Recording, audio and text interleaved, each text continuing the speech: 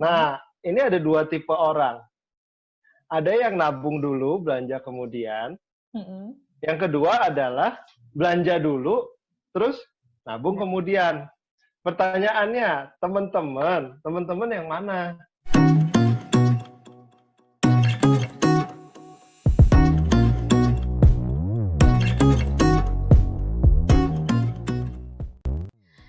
Six point three RPK FM. Halo, balik lagi Sobat Muda di Senada, seputar anak muda persembahan dari Komisi Pemuda GKI Gunung Sahari.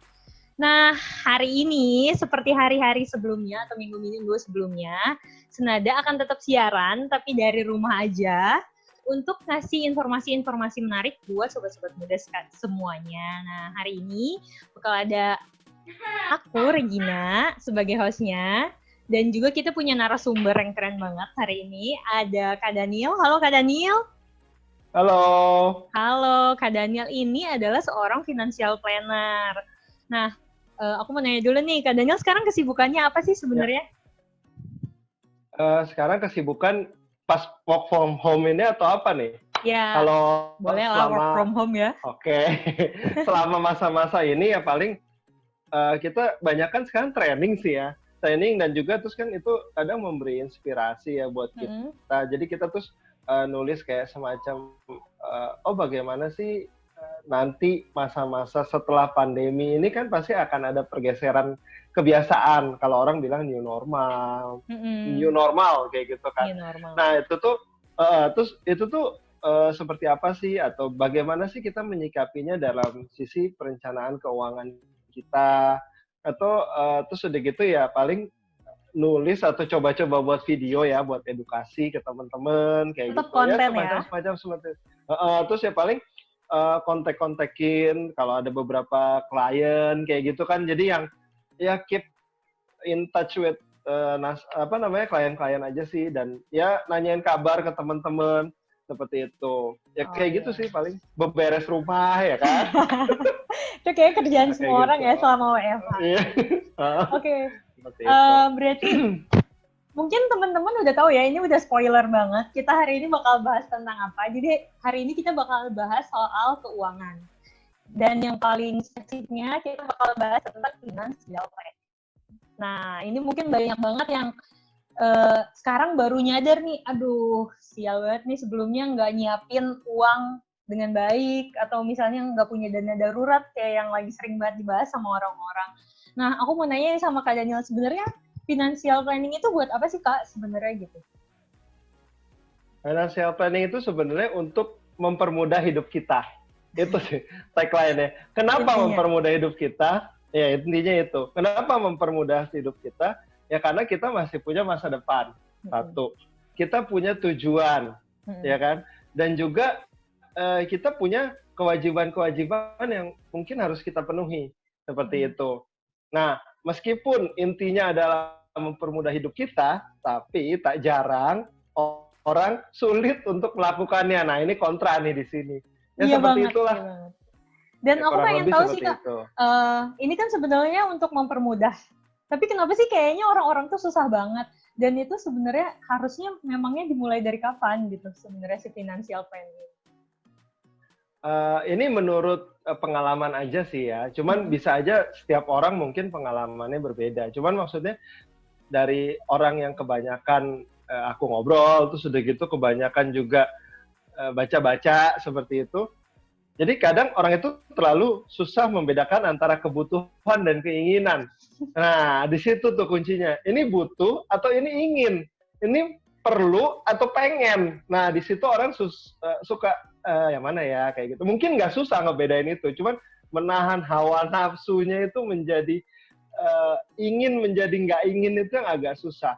Terus kalau tadi Regina bilang seharusnya dimulai dari kapan sih kayak gitu ya? Ya dimulainya dari sekarang kayak gitu. Dari kemarin malah, dari tahun lalu sebenarnya oke, tapi idealnya adalah memulainya dari kapan? Mulai belajarnya sebenarnya bisa dimulai dari ketika orang tua kita ngasih duit jajan kalau yang belum bekerja. Tapi kalau yang sudah bekerja, ya kita kan pendengar pemuda ya, kebanyakan pemuda-pemudi ya. Dimulainya dari orang pertama kali dapat income dia sebenarnya. Nah, disitulah perencanaan keuangan itu harus dimulai. Jadi ya, kalau karena dia dapat sudah gaji mendapatkan income. Jadi kalau udah dapat gaji tuh bukan berarti hura-hura ya, justru mulai untuk mempersiapkan gitu. Iya, harus ditata. Jadi income yang kita dapat itu harus di-manage nih. Gimana supaya itu dia tadi balik bagaimana supaya income ini di-manage supaya mempermudah kehidupan kita. Seperti itu. Iya. Kurang lebih seperti itulah. Jadi pokoknya kalau financial planning itu tujuan utamanya dia pasti memudahkan hidup kita dan harus dimulai dari sekarang. Kapanpun itu pokoknya dari sekarang gitu, khususnya sejak kita dapat pendapatan. Iya benar. Betul. Nah teman-teman pasti pengen tahu nih bagaimana caranya untuk mengatur keuangan yang baik dan benar. Kita bakal bahas ini sama Kak Daniel. Tapi kita mau dengerin lagu yang satu ini dulu. Oke, tetap di Senada seputar anak muda.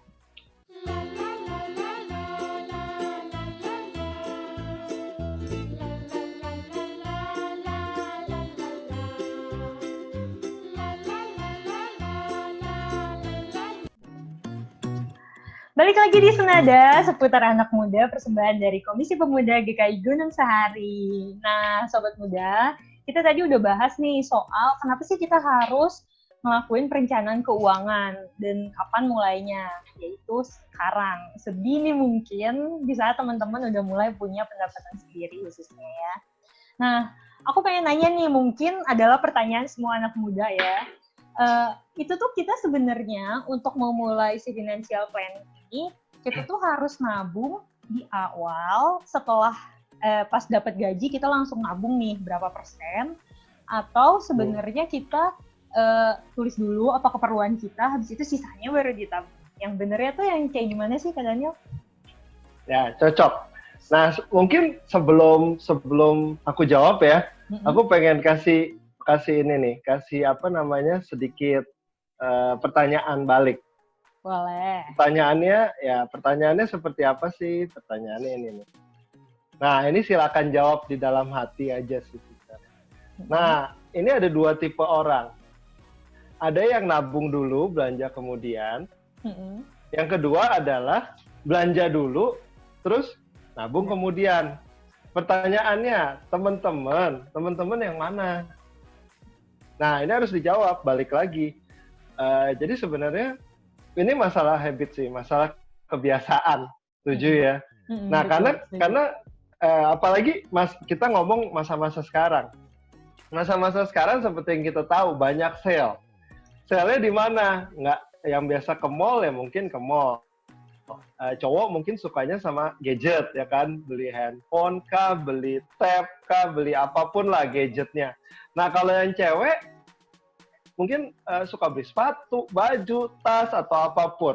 Nah, apalagi di masa-masa sekarang kita nggak bisa ke mall atau mall tutup nih. Ada toko-toko online, ya kan? Banyak banget toko online-nya, nggak usah disebutin deh.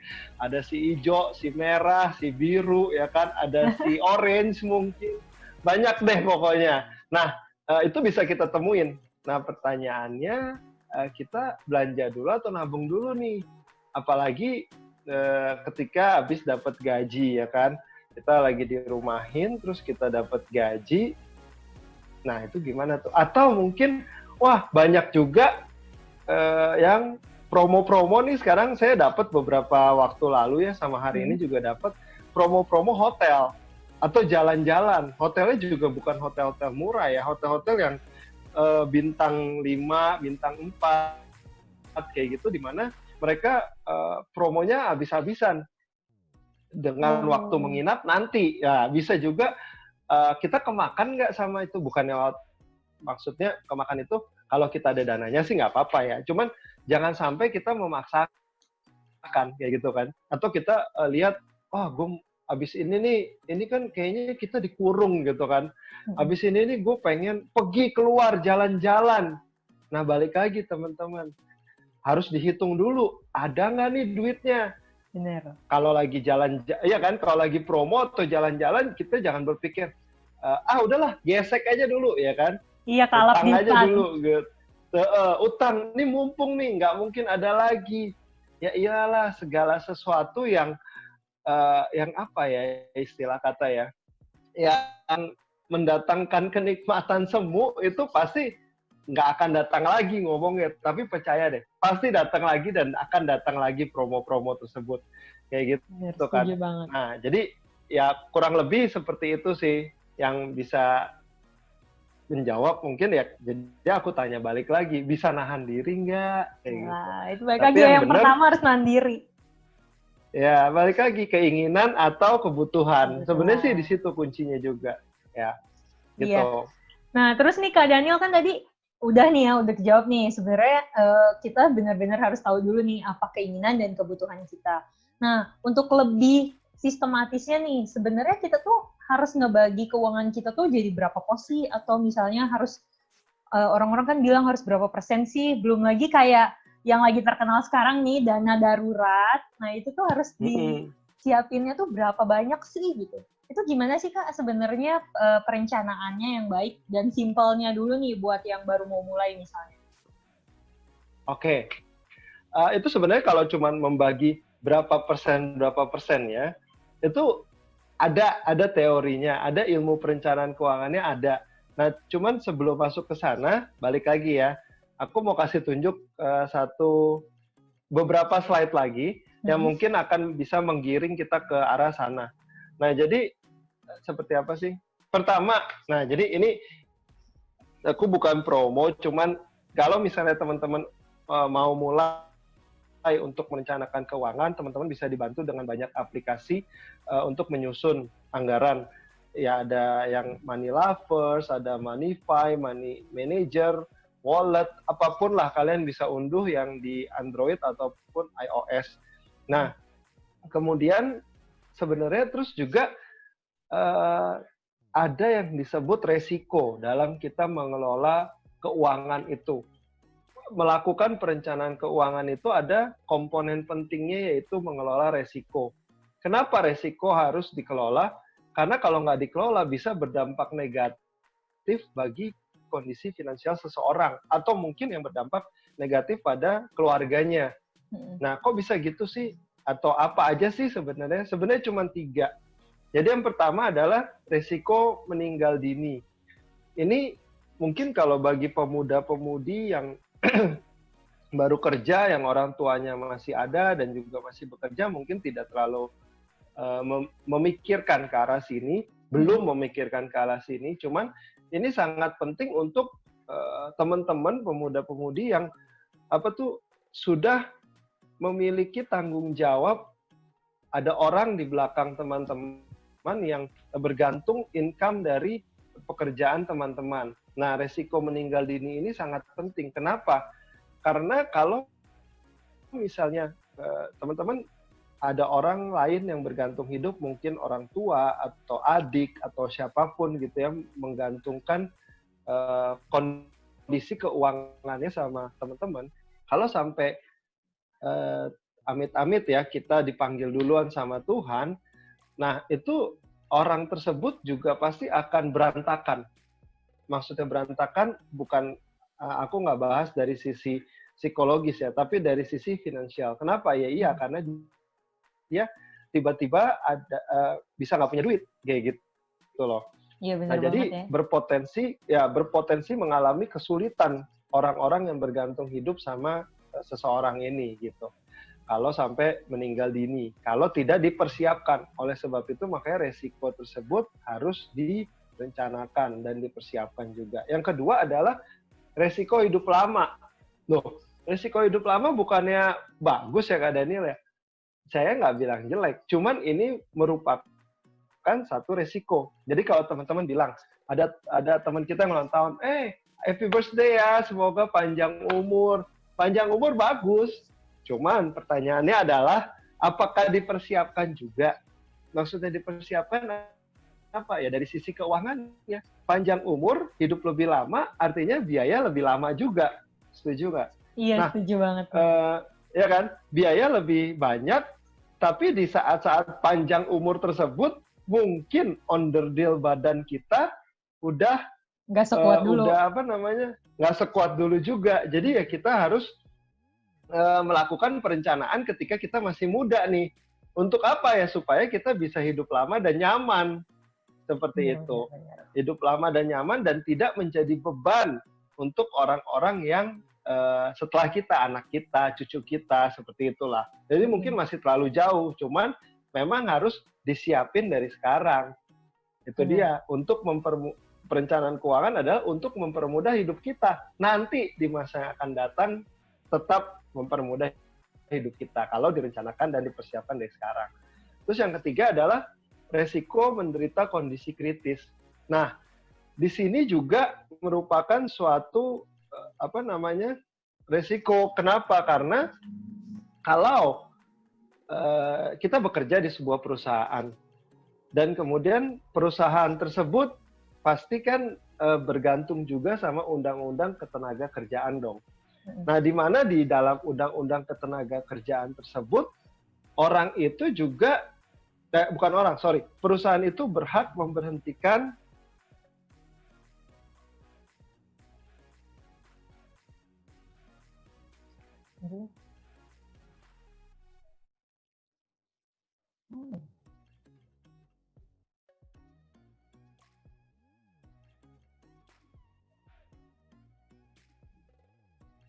kerja, bisa produktif, pokoknya menghasilkan keuntungan buat perusahaan. Setuju ya? Iya, setuju.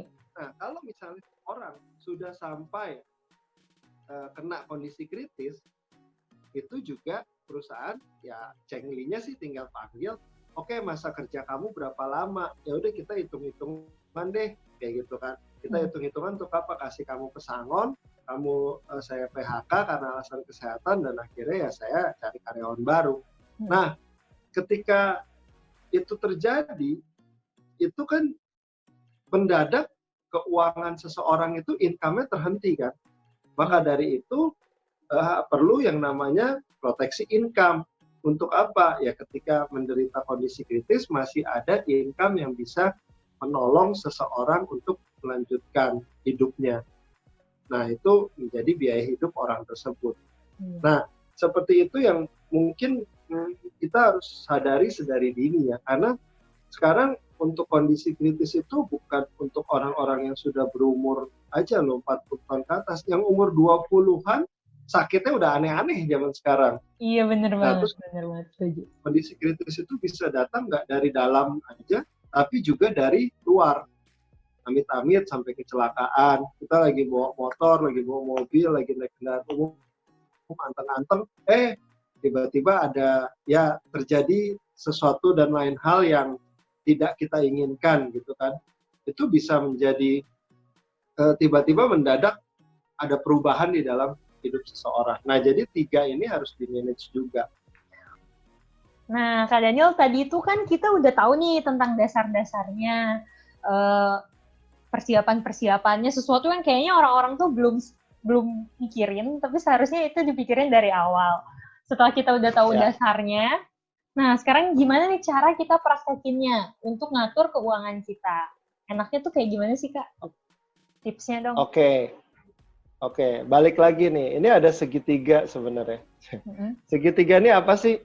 Jadi gini, dari income yang kita dapat, itu kan harus kita kelola. Nah, kelolanya itu sebenarnya kalau untuk usia-usia muda itu masih sangat simple. Jadi kita pakai dulu pasti income kita untuk biaya hidup dong.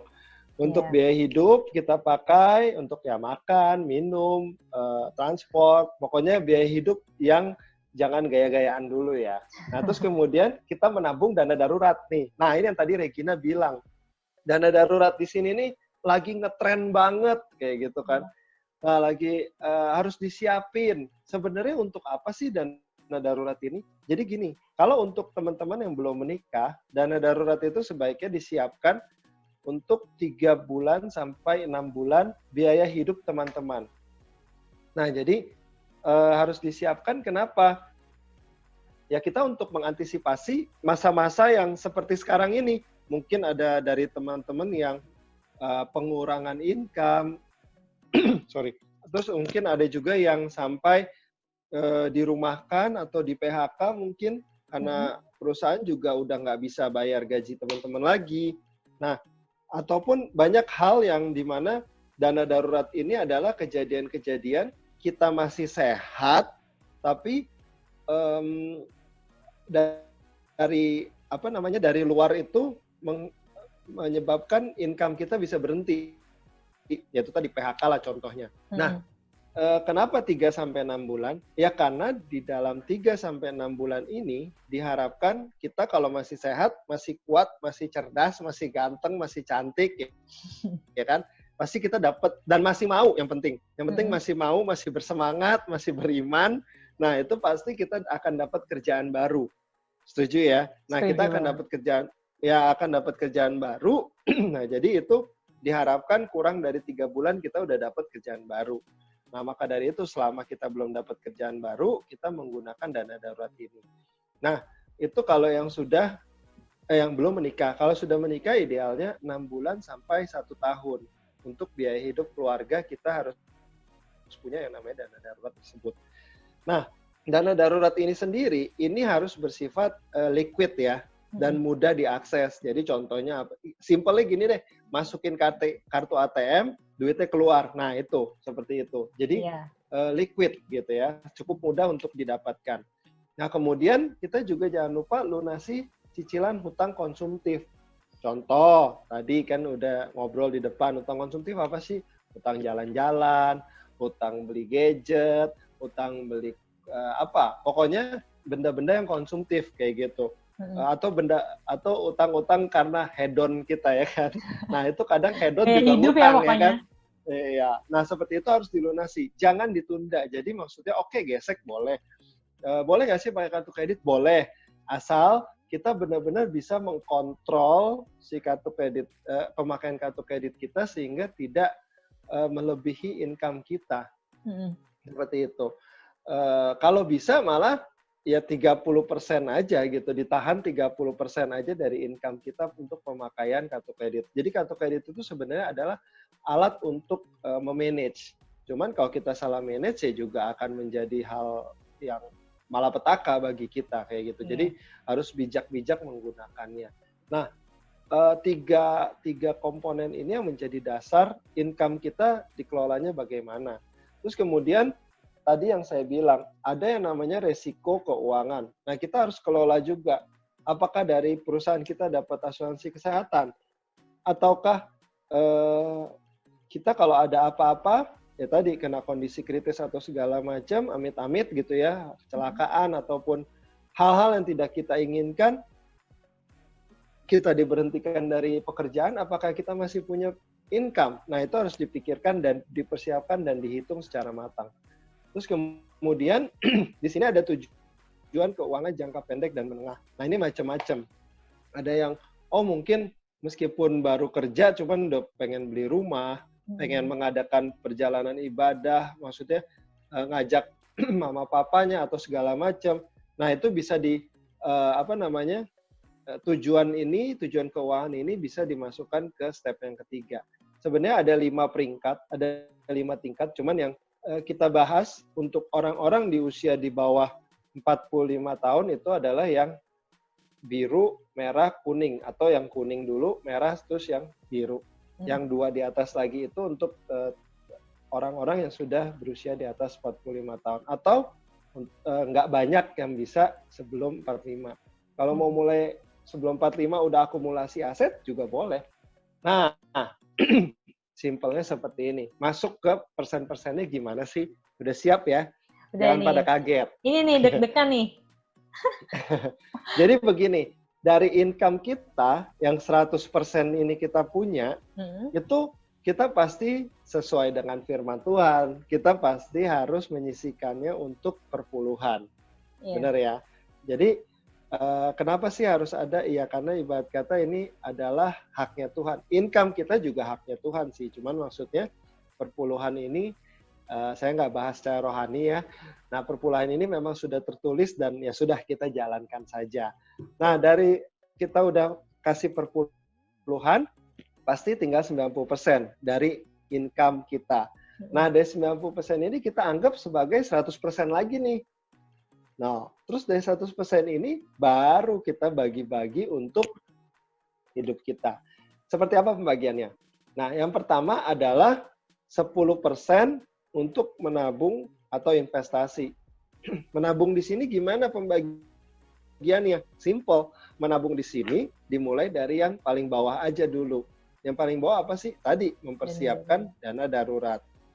Nah, kalau misalnya dana daruratnya sudah terkumpul, terus gimana? Baru kita menabung lagi untuk kebutuhan yang lain. Kebutuhan yang lain gimana sih? Ya mungkin untuk jalan-jalan, atau untuk beli gadget, atau beli baju, atau beli apapun lah yang kita inginkan untuk jangka pendek. Atau kalau misalnya, wah kalau gitu lama dong. Ya udah, dibagi 2 juga masih oke, 5%, 5%. Simpelnya deh, misalnya, orang baru kerja sekarang income-nya berapa? 5 juta ada nggak? Ada. Ya, misalnya 5 juta. 5 juta berarti kan nabung dari 10%-nya itu, 5 juta dikeluarin per puluhan, 10%, berarti kan tinggal 4,5 juta kan. Oke, dari 4.500.000 berarti kan 450.000 itu buat nabung kan. Nah, ya udah, dari 450.000 itu kita bagi aja 300.000, 150.000 kah, atau dibagi 50%, 50%. Maksudnya adalah yang satu menabung untuk dana darurat, dan yang satunya yaitu tadi untuk hal yang diinginkan. Ya cengli juga, yang penting bisa nabung kayak gitu. Nah, terus kemudian setelah ini kita harus alokasikan juga tadi untuk resiko kehidupan. Jadi 5-10% kita beli asuransi atau proteksi. Terserah mau yang apa, itu balik lagi kebutuhan setiap orang itu berbeda-beda. Nah, ada yang dari kantornya sudah dikasih asuransi kesehatan, ya udah, berarti dia tinggal beli untuk yang pribadi mungkin kalau emang pengen punya. Atau misalnya yang paling simpel ya income protection lah. Karena memang income itu selain harus kita manage, harus diprotect juga. Nah, itu udah harus dipikirkan juga. Itu untuk dari tadi ngomongin yang karyawan ya. Terus kalau misalnya gue sebagai pengusaha gimana nih? Ya sama. Pengusaha income-nya juga kan harus diprotect. Kalau misalnya dia sampai berhalangan hadir dan akhirnya tidak bisa bekerja untuk menghasilkan keuangan, kan dia juga harus diprotect untuk income-nya itu. Nah, terus kemudian ada 30-35 untuk good debt. Good debt ini apa sih? Good debt ini adalah utang-utang yang menjadi aset nantinya. Contoh misalnya KPR itu. Atau misalnya untuk nyicil kendaraan, tapi kendaraannya bukan kita pakai sendiri ya. Kita pakai untuk cari duit lagi ya. Misalnya kita sewain ke orang, atau kita sewain ke orang untuk dijadikan taksi online. Kayak gitu. Atau kita sewain kita buka misalnya usaha apa, ayam geprek gitu misalnya. Usaha-usaha makanan kan sekarang lagi banyak nih ya, kuliner gitu ya. Nah, kita beli motor untuk mendukung usaha kita itu, ya kan? Itu termasuk good debt kalau menurut aku. Jadi untuk mendapatkan uang kembali lah, bisa dihitung sebagai aset. Nah, terus kemudian baru sisanya ini sekitar 45% sampai 55% kita pakai untuk gaya hidup. Nah, seperti ini. Jadi kurang lebih 50% untuk gaya hidup. Ini apa sih sebenarnya? Kita kalau ngelihat ini, apalagi di masa-masa sekarang ya, di masa-masa yang mungkin saya nggak tahu, aku nggak tahu, di sini banyak yang dipotong atau enggak income-nya gitu kan. Cuman banyak di luaran yang bilang, oh income dipotong atau segala macam, dan dipotongnya sampai 50%. Nah, kalau misalnya dia menggunakan sistematis seperti ini, menggunakan hitungan seperti ini, artinya dari gaya hidup bisa dipotong dong. Kenapa? Karena sekarang masa-masa sekarang lagi nggak butuh transport, bener nggak? Bener banget.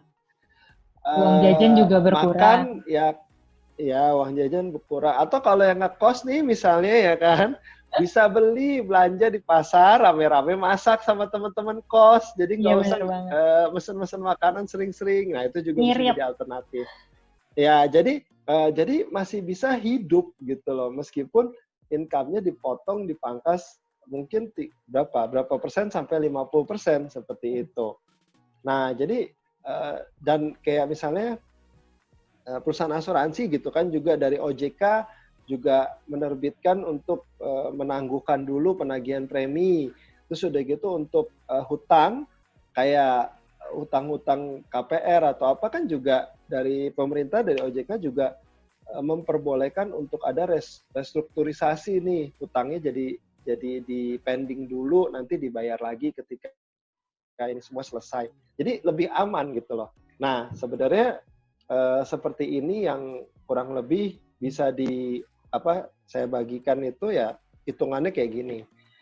Jadi tadi ya 10% menabung, 5-10% asuransi, 30-35% itu utang bagus, good debt kita nyebutnya, dan 45% sampai 55% itu untuk gaya hidup. Oke, sip, mantep banget nih. Jadi ini nih contekannya ya, contekan untuk gimana sederhananya kita ngelola keuangan kita dengan baik. Nah, mungkin teman-teman habis ini bakal ada pertanyaan lain lagi nih. Nah, itu nabungnya itu atau investasinya itu kayak gimana? Terus udah gitu, kita tuh good debt-nya tuh baiknya apa ya kalau misalnya di usia muda misalnya. Nah, untuk yang penasaran, kita bakal bahas, tapi setelah lagu yang satu ini. Tetap di Senada seputar anak muda.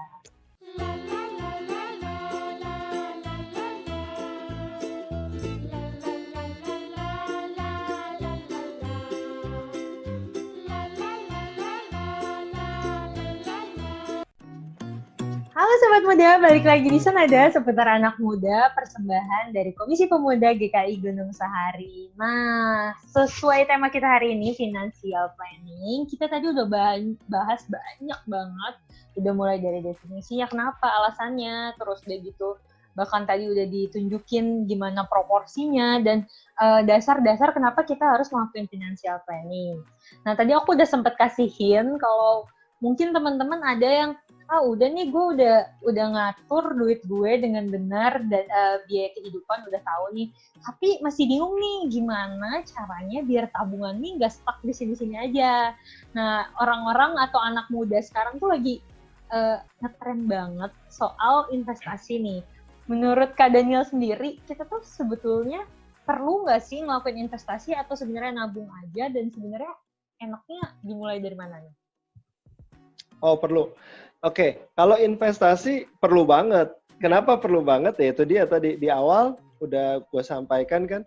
Jadi kita kan hidup nggak untuk sekarang aja, tapi untuk di masa yang akan datang. Dan kita melakukan investasi sekarang supaya di masa yang akan datang hidup kita nyaman. Seperti itu.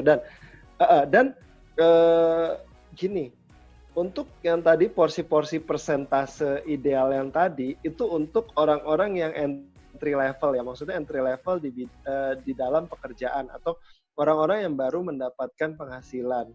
Cuman tidak mesti, berarti dari contoh orang yang income-nya 10 juta, dia menyisihkan dia menyisihkan untuk nabung segala macam dan akhirnya dia biaya hidup atau gaya hidupnya 5 juta, itu kan cukup gitu ya.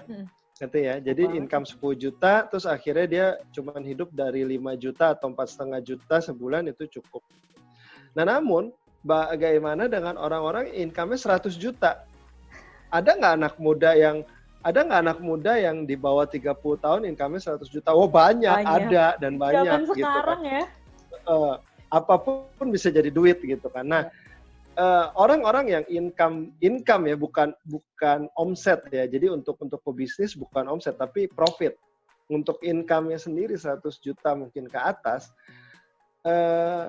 dia mungkin proporsinya dia cukup gaya hidup 20 juta sebulan ya oke gitu. Sisanya kemana ya? Dia bisa invest, bisa kemana ya? Mungkin orang kayak gitu udah invest ke rumah, ke properti atau ke barang untuk investasi, untuk pengembangan bisnisnya. Itu jadi tadi persenan itu untuk yang entry level lah ibarat kata, atau untuk yang untuk orang yang udah bekerja 5-10 tahun masih bisa dipakai lah gitu. Cuman tapi kalau udah komposisinya income-nya dia sudah terlalu besar, Nah, itu beda lagi hitungannya. Kalau udah itu kita harus bedah kita harus melakukan yang namanya financial check up. Nah, itu nggak bisa di media Zoom seperti ini. Itu harus eye to eye.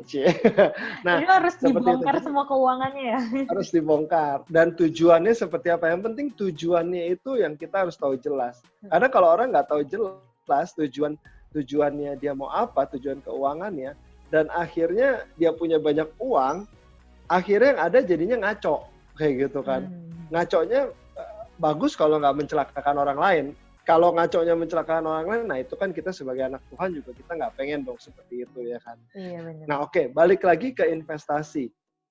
Sebenarnya investasi itu simpel dibagi 3. Ini ngomong yang simpelnya ya.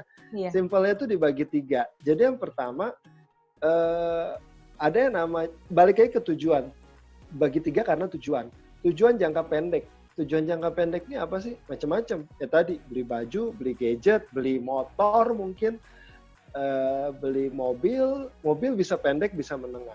Nah, jadi ini tujuan ini kita harus tahu dulu. Mau investasi, mau nabung, kita harus tahu tujuannya.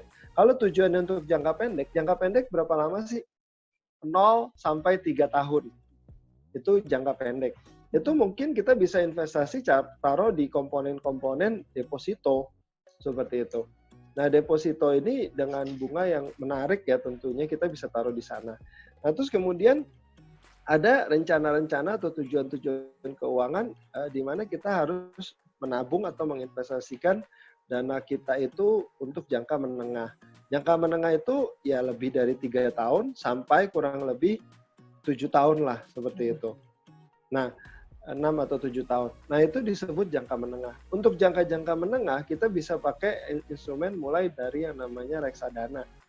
Nah, reksadana sekarang banyak sekali berbagai lembaga keuangan bank, itu banyak sekali menawarkan reksadana ya. Mau bank maupun non-bank juga ada. Maksudnya non-bank apa sih? Dari perusahaan asuransi juga ada. Cuman lebih baik memang teman-teman kalau mau menaruh, menginvestasikan duitnya, lihat dulu perusahaannya itu seperti apa. Diawasi nggak oleh OJK lah sekarang wewenangnya ya. Terus udah gitu terdaftar nggak, bagaimana sih fundamental perusahaan dia. Ada baiknya untuk mempelajarinya terlebih dahulu. Seperti itu. Takutnya kan banyak juga perusahaan bodong, perusahaan yang baru terbit terus tiba-tiba hilang. Nanti duit teman-teman juga bisa hilang. Seperti itu kan. Nah, udah gitu juga banyak perusahaan-perusahaan yang dia bisa bermain reksadana maupun saham jadi satu. Itu juga banyak beberapa.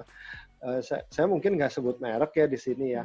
Nah, terus kemudian itu untuk jangka menengah. Kalau untuk jangka panjang, teman-teman udah boleh bisa mulai di saham, gitu. Beli saham. Jadi tadi balik lagi banyak perusahaan-perusahaan investasi, saham, perusahaan-perusahaan saham, sekuritas-sekuritas itu yang mudah sekarang untuk menjadi nasabahnya mereka gitu loh. Nggak usah datang ke BEJ, nggak usah datang secara khusus ke kantornya. Itu sekarang udah bisa secara online membuka rekening-rekening untuk saham tersebut di sekuritas-sekuritas tertentu seperti itu. Nanti dari sana ya kayak teman-teman pakai apa? Nah ini akhirnya harus sebut merek ya, OVO, GoPay kayak gitu. Itu kan teman-teman nggak usah datang ke kantornya, tapi teman-teman bisa naruh duit juga di sana sebenarnya dengan foto KTP atau misalnya dengan kasih tunjuk gini kan, KTP sama orangnya kayak gitu kan. Nah sekarang kan banyak sekali yang bisa melakukan hal-hal seperti itu untuk perusahaan-perusahaan sekuritas yang ada. Nah, di beberapa sekuritas bisa main saham ataupun reksadana secara bersamaan. Seperti itu. Oh iya. Jadi balik lagi tadi kita udah tahu dulu keinginan dan kebutuhan kita. Terus udah gitu kita mulai untuk nyusun apa aja yang kita mau, dan yang paling penting sebenarnya sebelum mulai investasi justru si tujuan besarnya tuh apa gitu ya. Kita benar-benar harus untuk investasi. Tentuin tujuan besar kita itu apa dari investasinya gitu. Untuk kita sendiri yang baru-baru nih Kak, berarti nggak usah nabung doang. Jadi nggak usah nabung doang, tapi juga mulai untuk berinvestasi. Kan ada juga nih investasi yang kayak misalnya emas, kayak gitu. Itu sebenarnya bisa masuknya nih di mana nih, yang di pendek, menengah, atau panjang? Oke. Untuk emas itu oke, bagus pertanyaannya ya, thank you. Nah, untuk emas itu jadi gini, emas itu sebenarnya adalah bagus juga untuk instrumen emas bagus. Jadi emas itu adalah untuk sebenarnya kalau kita bilang untuk menyeimbangkan inflasi saja. Maksudnya apa? Contoh, ini contoh nembak ya, jangan dicari datanya. Ini contoh nembak. Maksudnya apa sih contoh nembak? Jadi gini, di tahun 1990 misalnya, 1 gram emas mungkin harganya berapa? 1.000. Ya 1.000, bisa jadi 1.000 perak gitu. Misalnya, ya janganlah ya, 100.000 gitu ya, 50 sampai 100.000 gitu misalnya, 1.000 mah murah banget. Nah, dari 1 gram emas zaman tahun 1990 itu zaman dulu bisa beli beras berapa kilo? Anggap biar gampang hitungnya 10 kilo gitu misalnya, kesedikitan 20 kilo kayak gitu ya. Nah, jadi 1 gram emas pada zaman 1990 bisa dapat 20 kilogram beras. Nah, zaman tahun 2010 gitu misalnya, harga emas berapa? 500.000, 400.000 kah kayak gitu kan? Atau 300 ribuan. Nah, 1 gram emas itu akan sama harganya dengan 20 kilogram beras juga gitu. Jadi sebenarnya sama harganya. Nah, begitupun di tahun 2019 atau 2020. Nah, kalau jangan ngomongin 2020 dulu deh, karena 2020 lagi masa-masa pandemi ini, mau emas, mau saham, mau apapun unpredictable. Semuanya serba unpredictable. Nggak ada yang stabil. Jadi kita ngomongin emas itu simpelnya adalah dia untuk menyeimbangkan inflasi. Jadi maksudnya apa? Value-nya emas itu tidak akan turun. Gitu, dia akan mengimbangi inflasi. Jadi simpelnya gitu, 1 gram emas dapat berapa kilogram beras pada masanya itu akan relatif sama seperti itu. Nah, kalau saya lihat trennya juga emas sama saham itu kadang berbanding terbalik, kadang. Jadi ketika emas tinggi, saham lagi rendah. Beberapa saham-saham yang blue chip gitu ya. Terus dan begitu sebaliknya. Cuman jangan lupa juga tadi resiko-resiko sudah harus ditutupi dulu ya. Karena kalau kita misalnya kita tidak mengelola resiko kehidupan di keuangan kita invest, duit kita banyak, ujung-ujungnya kalau ada apa-apa itu nggak buat tujuan kita, tapi jadi untuk buat kesehatan kita gitu. Dan di situ kan percuma ya, kayak gitu sih. Bener banget. Jadi sebenarnya walaupun kita mau coba investasi, yang penting aman dulu nih yang utama-utamanya. Gitu ya, baru kita mulai untuk investasi. Nah, Sobat Muda, ini menarik banget. Mungkin udah banyak insight-insight atau banyak yang, iya nih uang gue lebih, kayaknya gue mau mulai. Coba untuk mulai dari sekarang ya, tetap ya semuanya mulai lagi dari sekarang. Jangan ditunda-tunda. Nah, habis ini kita nggak kerasa nih bakal masuk ke segmen yang terakhir. Kita bakal rangkum semuanya, kita bakal dapet insight-insight baru lagi, tambahan lagi, yang bakal lebih menggugah teman-teman semuanya. Oke, jangan kemana-mana, kita dengerin yang satu ini, tetap di Senada seputar anak muda. Waktu Tuhan pasti yang terbaik, walau kadang tak mudah dimengerti. Lewati cobaan, ku tetap percaya waktu Tuhan pasti yang terbaik. Balik lagi di Senada seputar anak muda barengan gue Regina dan juga narasumber kita Kak Daniel, yang hari ini kita udah bahas tentang financial planning. topik yang kayaknya anak muda tuh lagi sangat intens banget. Nah, tadi kita udah bahas tentang kenapa sih kita harus merencanakan keuangan, terus alasan utamanya tuh sebetulnya untuk mempertahankan hidup kita jadi lebih baik lagi gitu ya Kak. Meningkatkan kualitas hidup kita jadi lebih baik lagi karena kita mau prepare sesuatu mulai dari awal. Terus tadi juga Kak Daniel udah ngomongin soal apa sih pokok-pokok yang harus dipikirin sebelum kita mulai financial planning ini. Dan tadi udah dikasih bocorannya juga berapa persen dana-dana itu harus dibagi-bagi dan kemana aja. Dan jangan lupa dana daruratnya yang perlu kita siapin juga di awal nih. Terus tadi kita juga udah bahas nih teman-teman soal investasi. Apa aja yang bisa kita lakuin untuk mempersiapkan keuangan kita di masa depan nih, mulai dari jangka pendek, menengah, hingga jangka panjang. Nah, setelah banyak topik-topik itu nih, mungkin ada teman-teman yang masih ragu-ragu, gimana nih, aduh aku mulai nggak ya, mulai nyusun ini semua nggak ya. Nah, mungkin bisa nih Kak Daniel kasih data atau gambaran nih, sebenarnya masyarakat kita tuh udah pada mulai untuk mengatur keuangannya nggak sih? Atau sebenarnya itu benar-benar masih tabu gitu sekarang ini? Gimana nih Kak? Oke. Sip. Gue nambahin dikit aja ya. Yeah. Dikit. Tadi karena lupa dibahas. Mungkin ada yang bertanya, gimana sih kalau investasinya ke properti atau tanah? Nah, kuncinya kalau properti atau tanah, itu kita pikirin juga ada pajak-pajak yang mengikuti di belakangnya. Nah, itu kita harus mempelajari itu ya. Nah, itu Kementerian Keuangan pasti tahu. Nah, jadi karena apalagi sekarang pajak lagi digiatin kan sama pemerintah kita. Nah, jadi untuk investasi di properti ataupun yang sejenisnya, rumah, apartemen, itu kita harus pelajari juga ke sana. Bagaimana itu? Oke aja sih, cuman ya tetap semuanya kita pelajari dulu. Apakah yang lainnya nggak ada pajak? Ada, cuman lebih mudah ngurusnya. Gitu aja sih sebenarnya. Benar banget. Oke, untuk menjawab tadi, gambaran umumnya seperti apa sih? Jadi ada data ini. Ini data adalah survei yang dilakukan oleh OJK. Jadi survei inklusi keuangan OJK. Jadi ada 96,7% orang mengaku memiliki tujuan keuangan. Nah, ini artinya apa sih?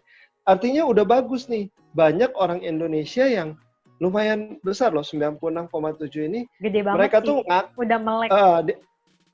Melek untuk punya tujuan keuangan. Oh, jadi uang gua nih mau dipakai untuk apa gitu. Ini mengakunya seperti itu. Nah, namun sayangnya ternyata dari hasil survei ini juga hanya 1,5% dari orang di Indonesia mempersiapkan dana darurat bila terjadi resiko. Nah, ini juga ini sedikit dan bahaya sebenarnya. Nah, bagaimana dengan kita dan teman-teman? Udah dana daruratnya seperti apa kalau terjadi resiko? Itu harus dilihat. Dan ternyata yang agak sebenarnya memprihatinkan juga sih gitu ya. Hasil dari survei ini ternyata sebagian besar tujuan keuangan adalah cuma bagaimana memenuhi kebutuhan sehari-hari dan mempertahankan hidup. Nah, ini artinya harus ada perubahan juga nih. Entah pengeluarannya kok bisa terlalu besar atau income-nya terlalu kecil, itu juga bisa. Karena cuma untuk memenuhi kebutuhan sehari-hari. Harus lebih mengevaluasi diri juga, kok bisa seperti ini, kenapa? Karena ini kita hasil survei aja ya. Dan ini hasil survei ini dilakukan oleh OJK tahun 2016.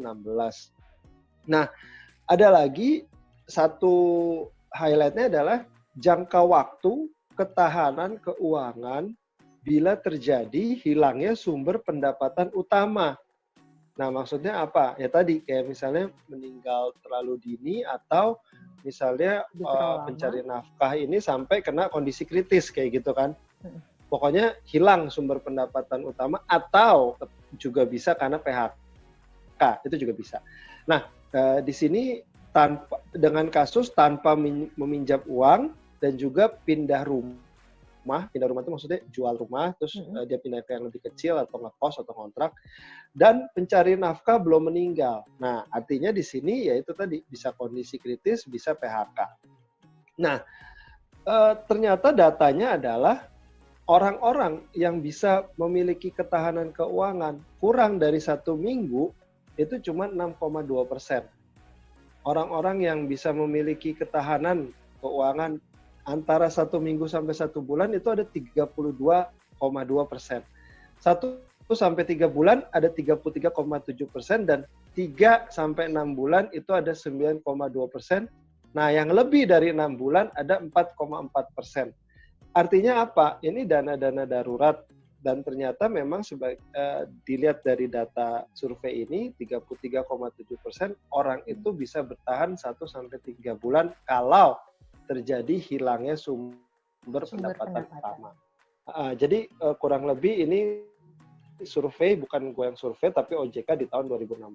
Kurang lebih seperti itu sih yang bisa gue sharing.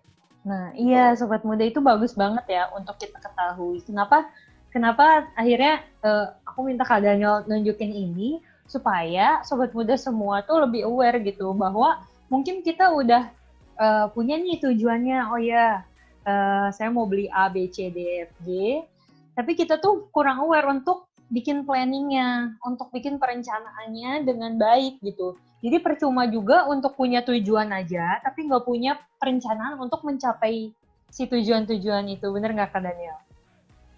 Ya, kebanyakan orang takut memulai sih, atau nggak ngerti cara yang mulai gimana sih, kayak gitu. Itu aja.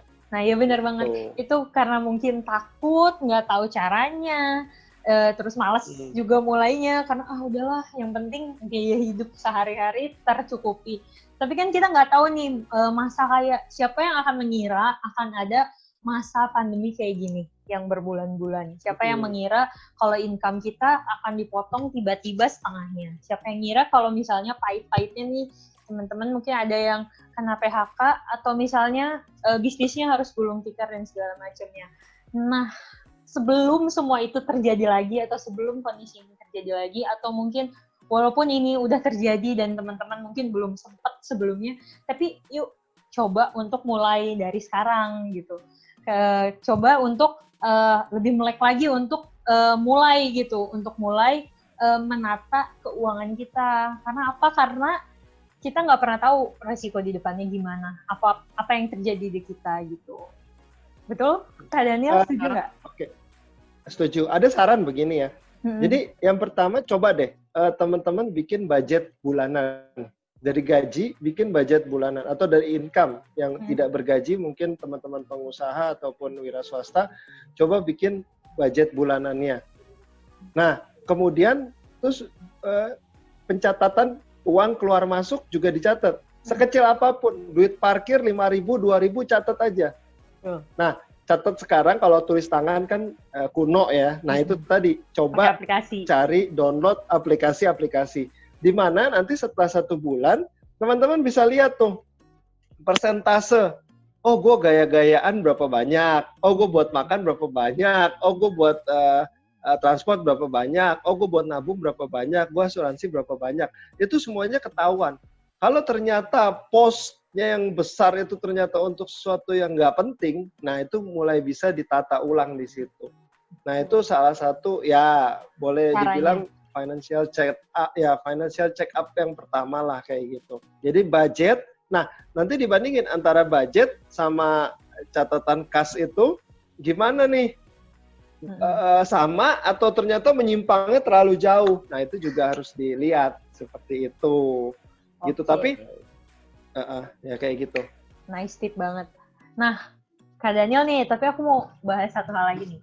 Kita nih mungkin banyak ya yang juga pekerjaannya bermain saham atau mencari keuntungannya dari seperti saham, investasi, emas, sampai mungkin ada yang malah yang paling menakutkan adalah orang yang jadinya nipu orang lain gitu hanya untuk dapat keuntungan.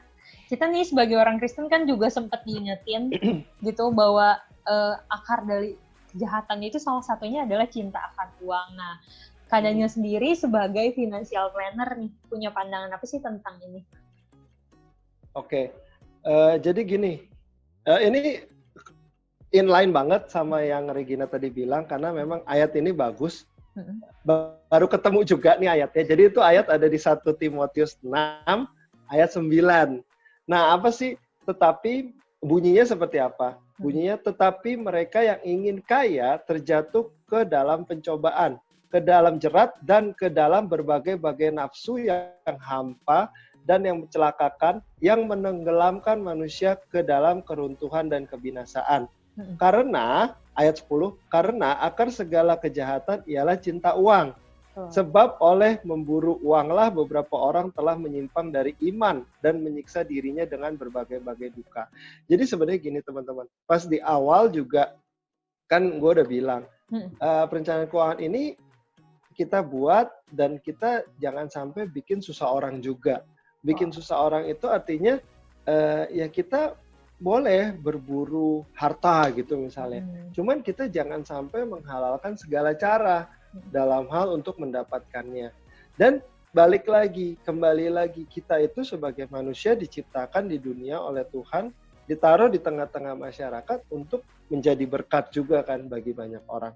Jadi ketika berkat kita sudah bisa menata, kita sudah bisa merencanakan keuangan kita dengan baik, dan kita sudah terberkati begitu banyak gitu ya.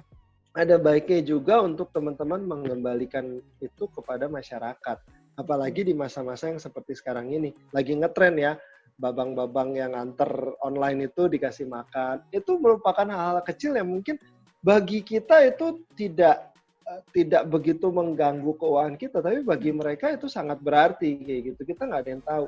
Nah, untuk itu ya balik lagi, untuk mencapai segala harta itu, kita jangan sampai bikin susah orang.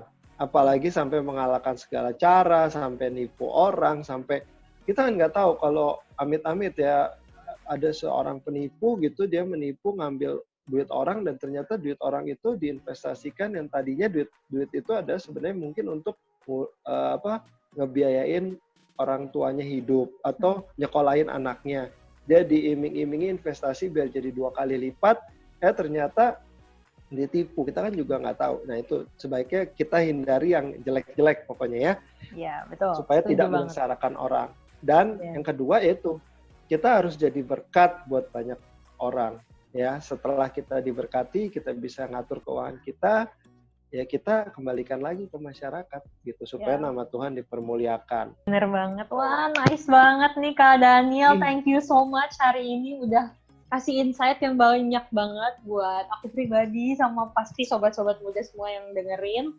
Kita udah belajar soal financial planning, gimana cara ngaturnya, gimana cara kita investasi, dan yang paling penting, ingat, kita tuh merencanakan keuangan kita ini untuk satu kebaikan. Jadi, jangan sampai ketika kita berusaha untuk merencanakan keuangan, itu kita justru malah nyusahin orang lain gitu. Dan jangan lupa untuk tetap berbagi, untuk tetap salurin apa yang kita punya. Jadi, jangan biarin kita cuma terfokus sama hartanya aja, tapi nggak inget gitu untuk berbagi. Semoga hari ini bisa jadi sesuatu yang sangat bermanfaat buat sobat muda semuanya. Aku mau bilang sekali lagi terima kasih Kak Daniel udah kasih insight banyak banget sama kita hari ini. Dan sampai ketemu lagi. Ya, semoga semuanya tetap sehat. Semoga Kak Daniel juga tetap sehat ya sama keluarga semuanya. Semoga sobat-sobat muda yang udah dengerin Senada juga semuanya tetap sehat. Jangan lupa untuk tetap bersyukur, jangan lupa untuk stay positif juga di rumah. Dan kita bakal dengerin lagi wawancara-wawancara dengan narasumber yang sama menarik ya, banyak banget info-info menarik lainnya di minggu depan karena tetap akan ada Senada juga. Oke? Mau ngomong juga boleh nggak? Apa? Jadi gini, kan gue belum nutup. Iya. Ya makasih teman-teman udah dengerin gue. Terima kasih juga untuk Senada udah ngasih kesempatan. Nah, pokoknya apa yang tadi bagus itu datangnya semua dari Tuhan. Dan kalau ada kesalahan mohon maaf, itu semua datangnya dari gue. Oke, itu aja. Thank you. Semoga jadi berkat. Yes, thank you Kak Daniel. Oke, kalau gitu Aku Regina pamit. Jangan lupa untuk tetap dengerin Senada setiap Sabtu dari jam 8 sampai jam 9 di RPK. Dan jangan lupa untuk teman-teman yang misalnya mau online service, jangan lupa lihat YouTube-nya GKI Gunung Sahari ya, untuk bisa tetap online service. Oke, stay healthy, stay safe semuanya. Sampai jumpa lagi, tetap di Senada seputar anak muda. Bye!